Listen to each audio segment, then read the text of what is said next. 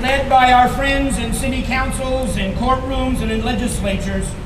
And most important of all, what we have accomplished was led by each individual person who came out to family and friends and co-workers. We have come a long way very quickly, and for that we are grateful. Along the way, we have lost too many, too young.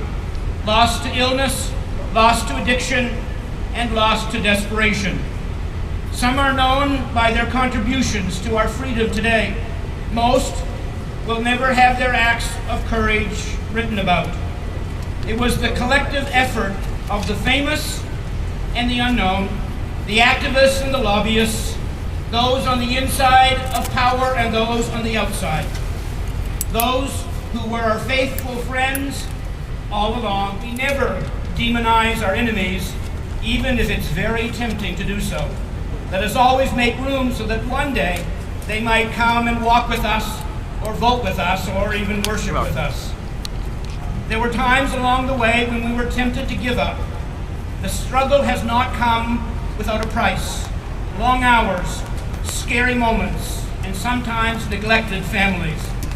There was always another law to be changed, another storm to sit through,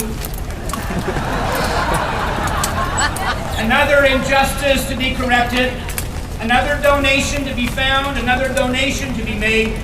It seemed like we always had just enough energy, just enough money, just enough support, and just enough umbrellas to take on the next challenge.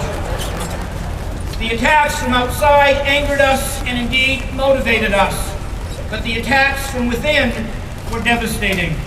Yet, through it all, we marched, we lobbied, we volunteered, we reached deeper into our wallets, we reached out our hands, we prayed, we celebrated, we stopped to catch our breath, and then we got up and moved on to the next battle.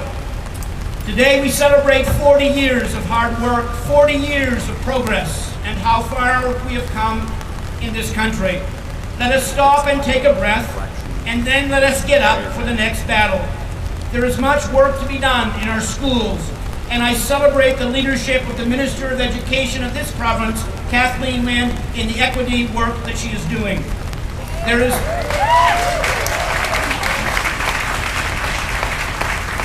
is much work to be done around the world. We need beacons of hope, frankly, like Canada in the Americas. Beacons of hope like the state of South Africa on the African continent.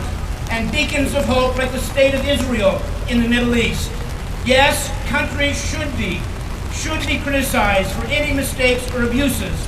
However, I would personally like to be clear that I celebrate the state of Israel as a beacon of hope for the LGBT community in that region.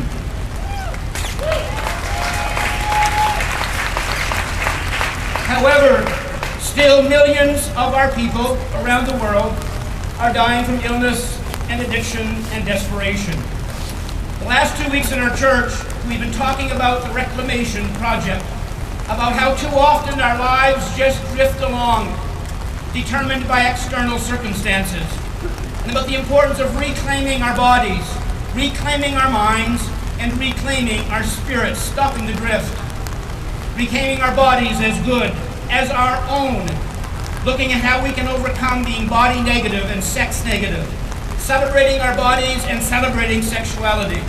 And we looked at reclaiming our right to make our own end-of-life decisions. Today, I want to talk about reclaiming our spirits. In the beginning of the ministry of Jesus, he quoted the words from the prophet Isaiah.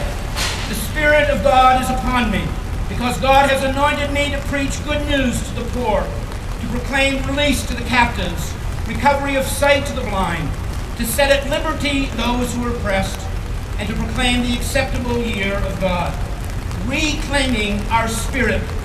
In 2 Timothy it says, God has not given us a spirit of fear, but God has given us a spirit of love, a spirit of power, and a spirit of self-control. Far too long we have lived out of that spirit of fear, afraid of being fully out at work as well as at home, afraid to stand up to all forms of injustice. Recently, the CEO and president of the Toronto Community Foundation, Rahul Bhardwaj, said, "It is not what you stand for that matters the most, it's what you stand up for that matters the most." Too often, we've been afraid to speak out when our perspective needed to be heard, especially when speaking to power, whether that power be the power of government or church or union or any institution. Let us cast out the spirit of fear, and let us claim the spirit that God intended for us, the spirit of love, to more fully love ourselves and to respond out of love to each other.